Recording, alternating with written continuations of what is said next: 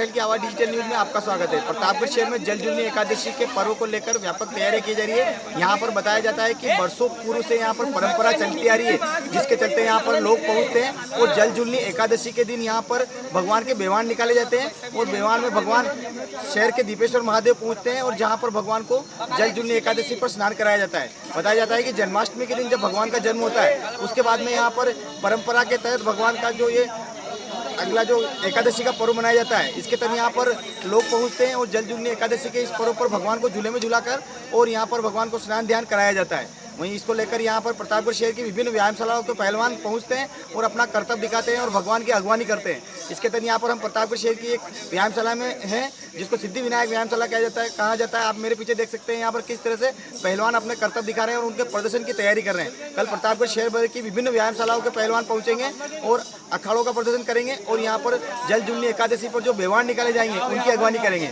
हम यहाँ पर एक बात और आपको बताना चाहेंगे कि प्रतापगढ़ शहर में जो पहले से वहाँ से राजा के जब समय से जो बेवान निकलता आ रहा है, सबसे आगे वो बेवान चलता है। उसके पीछे शहर की सभी मंदिरों के बेवान चलते हैं और ये सारे बेवान शहर के दीपेश्वर महादेव पहुंचते हैं, जहां पर भगवान को स्नान ध्यान कराया जाता है और उसके पश्चात वहां पर महाआरती होती है। इसके बीच में जहां से ये बेवान गुजरते हैं, वहाँ मंदिरों के बाहर भगवान की आरती होती है और उनकी पूजा की जाती है और इसको प्रतापगढ़ में काकड़ा की आरती भी कहा जाता है। यहाँ पर लोग भगवान को ककड़ी का भी अर्पित करते हैं और केले का भी यहाँ पर अर्पण किया जाता है। और प्रतापगढ़ में जलजूलनी एकादशी का पूर्व दीपावली जैसा माहौल यहाँ पर इस पर रहता है और लोग यहाँ पहुँचते हैं और दर्शन का लाभ लेते हैं। मनोज राठौड़, काटल की आवाज़, प्रतापगढ़।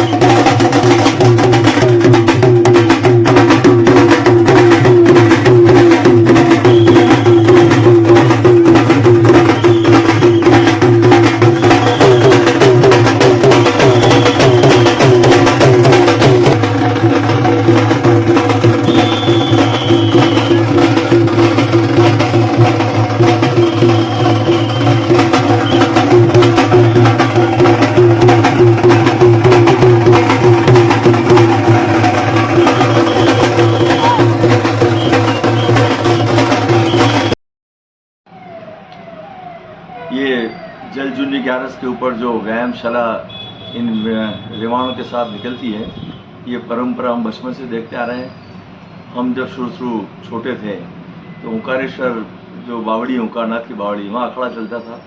तब एक ही अखाड़ा होता था, वो ओंकारेश्वर व्यायामशाला के नाम से। एक ब्रह्म सभा में व्यायामशाला चलती थी। उसके बाद में नागेश्वर व्यायामशाला के नाम से एक नई हमारी जो जिसका मैं संरक्षक हूँ, वो हमने 67 में या 65 में इसका गठन किया था। तब से ये व्यायामशालाओं की परंपरा रेवाण के आगे चलने की चल रही है। उसके बाद धीरे धीरे अखाड़े बढ़ते गए। आर्यवीर दल भी हुआ, बजरंग व्यायामशाला भी हुई, कृष्ण व्यायामशाला भी हुई। ऐसे करके 7, 8, 9 या कल जब मीटिंग हुई थी तो उसमें 8 या 9 व्यायामशालाएँ अपना प्रदर्शन करेंगी। और ये व्यायाम का प्रदर्शन जब से हम 13-14 साल के तक सब देख रहे हैं, ये उसके लगभग लगातार परंपरा है। और तब जो है ये जो व्यायामशाला में अपना प्रदर्शन सब करते आ रहे हैं। और ये परंपरा होने से क्या है कि एक युवाओं में जोश रहता है खेल के प्रति, अखाड़े के प्रति, व्यायाम के प्रति, इसलिए ये सब उनको करने के लिए सब चीज़ें होती हैं। तो मैं इस जलजूलनी ग्यारस पर सभी साथियों को बधाई देता हूँ और सबसे निवेदन करता हूँ कि इन कार्यक्रम में अधिक से अधिक आएँ और सभी व्यायामशालाओं जो प्रदर्शन होता है उसमें अपना सहभागी बने और उनके उत्साह बढ़ाएं। जय श्री राम। प्रतापगढ़ ओंकारेश्वर व्यायामशाला का उस्ताद हूँ मैं और बरसों से मेरे पिताजी व्यायामशाला, ओंकारेश्वर व्यायामशाला चलाते थे प्रतापगढ़ में। और अभी भी अच्छी व्यायामशाला चलती है प्रतापगढ़ के अंदर। अच्छे पहलवान पैदा होते हैं। मैं बरसों से जिला कुश्ती संघ का, ओलंपिक फ्री स्टाइल फेडरेशन का सेक्रेटरी हूँ और अच्छे बच्चों को ले जाता हूँ बाहर। और हमारे व्यायामशाला के अच्छे बच्चे पहलवान भी रह चुके हैं और नौकरी भी कर रहे हैं अच्छे पहलवान बच्चे। और आज इस प्रतापगढ़ का नाम हमने गुजरात में, महाराष्ट्र में, राजस्थान में सब जगह अपना वर्चस्व कायम कर रखा है और पहलवानों को अच्छा प्रोत्साहन भी दे रहे हैं। और मेरी जल जुलनी एकादशी पे सभी प्रतापगढ़ नगरवासियों को बहुत बहुत बधाई, ताकि सब अपने अखाड़े से जुड़े पहलवानों को अपना वो कर्तव्य दिखाए और शांतिपूर्वक इसमें निकाले यात्रा आराम से राम रेवाड़ी की। सभी पहलवान भाइयों से निवेदन है, जितनी भी व्यायामशाला है वो सब सूरजपुर चौराहे पे पधारे और अपना कर्तव्य दिखावे और शांति प्रिय अपना जुलूस। सभी पहलवानों को एक बार फिर से मेरी तरफ से बहुत बहुत धन्यवाद। जल्दी जुलनी एकादशी पे सभी प्रतापगढ़ के नगरवासियों को मेरी तरफ से बहुत बहुत बधाई। गोपाल सोनी, इंदरमल जी सोनी, झंडा गली, प्रतापगढ़।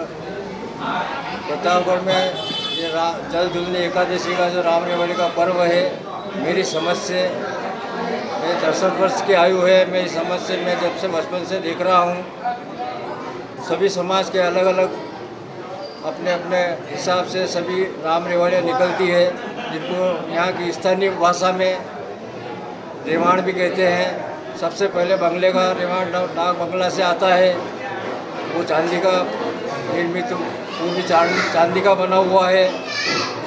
उसके बाद सभी मंदिरों के, सभी समाजों के जितने भी वैष्णव संप्रदाय के मंदिर हैं, उनके सूरज पोल इकट्ठे होते हुए, सदर बाजार होते हुए, झंडा गली होते हुए तालाब पर सभी प्रस्थान करते हैं। वहाँ भगवान को स्नान कराया जाता है, आरती होती है, प्रसाद वितरण होता है। सबसे आगे बंगले का रेवाड़ चलता है, उसके पीछे बाकी सब रेवाड़ बाजार में से निकलते हैं।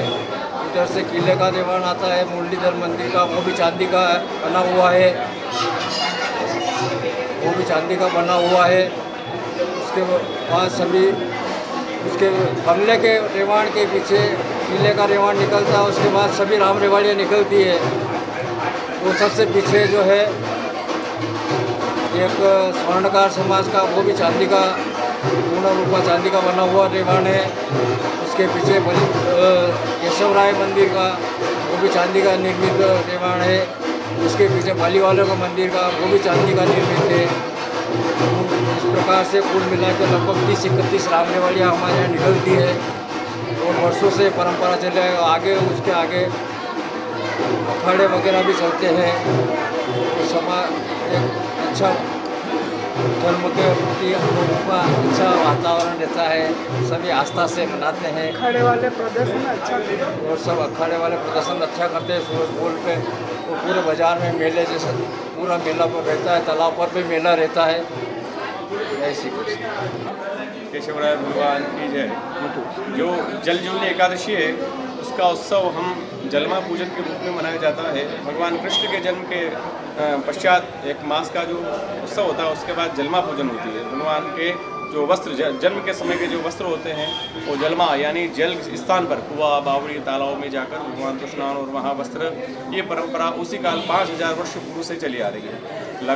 हमारे यहाँ भी 243 वर्ष से भगवान केशवराय की यही परंपरा चली आ रही है। और इसमें विशेष ही रहता है, भगवान नगरपति सेठ के नाम से भगवान केशवराय जाने जाते हैं। और सारे जो रथ होते हैं वो सब निकलने के पश्चात अंत में हम सबसे बड़ा जो अपना रथ केशवराय जी का होता है, वो सबसे पीछे चलता है, तो सबके साथ लेकर, और वहाँ विधि विधान से भगवान का अभिषेक, अर्चन, पूजन और नया जो जल होता है, ये जो जल होता है वाष्पीकरण होकर सारे तीर्थों का जल एकत्रित होकर बादलों में जाता है और वो सारा जल फिर नीचे होता है। यानी सारे तीर्थों का जल उस वक्त ये सारे जो जैसे तालाब है, बावड़ी हुई, सारे तीर्थों का जल एक साथ होता है। उसी जल से हम भगवान तीर्थों के जल से भगवान का अभिषेक करवाते हैं और उसके वहाँ आरती प्रसादी करके और रात्रिकालीन फिर वहाँ से अपन आते हैं। इसी प्रकार से भगवान की ये जलमा पूजन के रूप में इसका पूजन होता है। और भगवान केशवराय का भी 243 वर्ष से प्रतिवर्ष चलता है केशवराय भगवान की। कृष्णा प्रतिवर्ष के अनुसार जो विजय राघव जी का रेवाड़ है वह काकड़ा गैरास और जगदीश ब्रिज पर सबसे आगे रहता है, क्योंकि ये राजघराने की परंपरा चली आ रही है। सर्वप्रथम राजमहल का जो रेवाड़ होता था वह निकलता, उसके सम्मान में सभी मंदिरों पर इसकी जहाँ जहाँ मंदिर रास्ते में है वहाँ पर इसके सम्मान में आरती होती है। और यह कल भी निकलेगा और हमेशा ये परंपरा अभी तक चली आ रही है आगे रहने की। जो कि मुख्य बाजार में होते हुए केशवराव जी और झंडा गली होते हुए इंदिरा कॉलोनी होते हुए दीपेश्वर तालाब पर पहुंचेगा। 11 के दिन या जल जूलनी एकादशी के दिन इनके स्नान शुद्ध स्नान होता है, इसलिए जल जूलनी एकादशी मनाई जाती है। जय श्री कृष्ण।